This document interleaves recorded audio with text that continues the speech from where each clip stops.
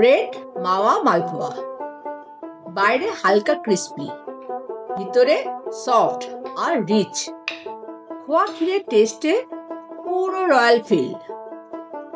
গরম গরম চিনির রসে ভিজে গেলে প্রত্যেকটা বাইট হয়ে ওঠে একদম মেল্ট ইন মাউথ। একবার বানালে বারবার খেতে ইচ্ছে করবে। Perfect festive sweet. এই জন্যই এবার তোমাদের জন্য হোলি স্পেশালে নিয়ে এসেছি আমি এই মালপোয়া। চলো তাহলে শুরু করি। প্রথমে আমি যে স্লাইস পাউরুটিগুলো নিয়েছি সেগুলো ধারগুলোকে আমি কেটে নেব।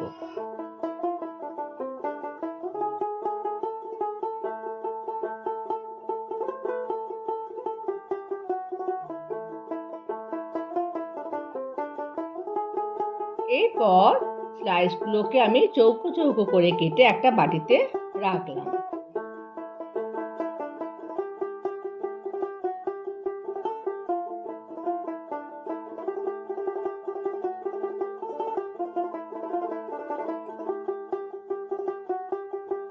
এর মধ্যে দুধ দিয়ে পাউরুটির টুকরোগুলো ভিজিয়ে নিলাম। তারপর চামচ দিয়ে মেখে নেব।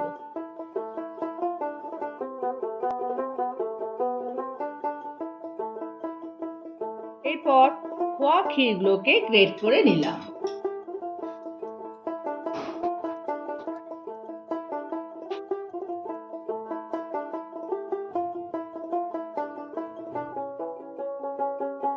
এই গ্রেটেড খোয়া ক্ষীর আমি পাউরুটির পেস্টের সাথে ভালো করে মেখে নেব।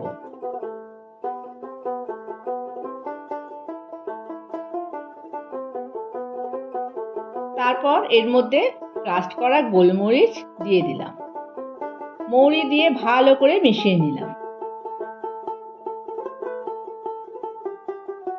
তারপর এক বড় চামচ সুজি মিশিয়ে নিলাম। নিয়ে আমি ভালো করে এটা মিশিয়ে নিচ্ছি। এই ব্যাটারের সাথে আমি একটু চপড কাজু আর ছোট এলাচের 1 চামচ গুঁড়ো মিশিয়ে নিয়েছি। এটা মেখে নেওয়ার পর যদি মনে হয় যে একটু মাখাটা শক্ত হয়েছে তাহলে একটু দুধ মিশিয়ে নেওয়া যায়। এবার এটাকে আমি 15 মিনিট রেখে দেব। এবার আমি চিনির রসটা তৈরি করে নেব। প্রথমে প্যানে চিনি আর জল দিয়ে দেব। তারপর ফুটতে থাকলে মাঝে মাঝে আমি চিনিটাকে নেড়ে নেব।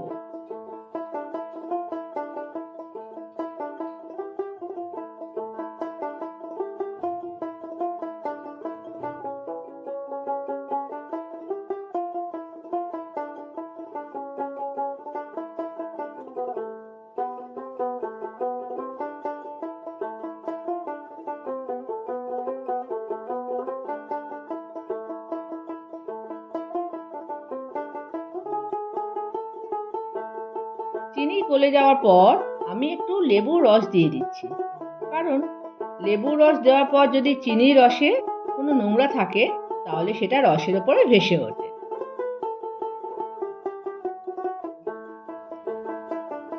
চিনির রসটা বেশি ঘন হবে না।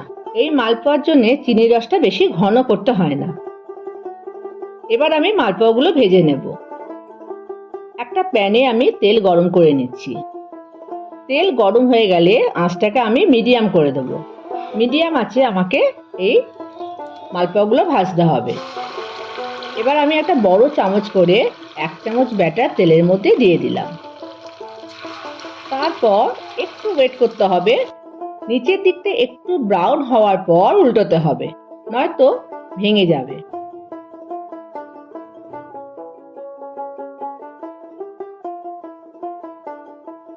তারপর দেখো আস্তে আস্তে আমি উল্টে দিয়ে ভেজে নেওয়ার পর তুলে নিচ্ছি।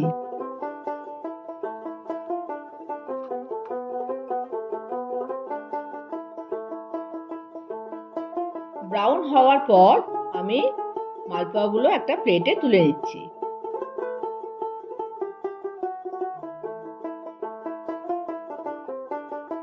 এরপর মালপোয়াগুলো গরম রসের মধ্যে দিয়ে 1 মিনিট আমি ভিজিয়ে রাখবো।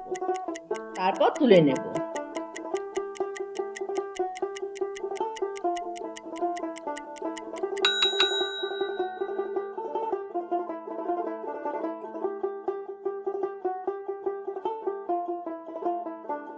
তুলে নেওয়ার পর আমি চপড কাজু, আমন্ড আর পেস্তা ওপর থেকে ছড়িয়ে দিচ্ছি। আর একটু করে গ্রেটেড খোয়া ক্ষীর যে আছে একটু ওপরে ছড়িয়ে দিলাম।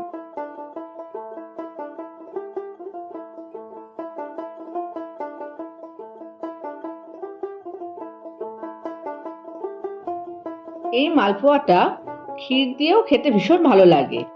যদি ঘরে তৈরি ক্ষীর করে তার উপরে মালপোয়াটা দিয়ে তার উপরে যদি তুমি একটু ক্ষীর দিয়ে ডেকোরেশন করে দাও চপড নাটস দিয়ে, তাহলেও ভীষণ সুন্দর খেতে হয়। দেখো, আমি একটা করে তোমাদের দেখাচ্ছি, ভীষণ সুন্দর হয় খেতে।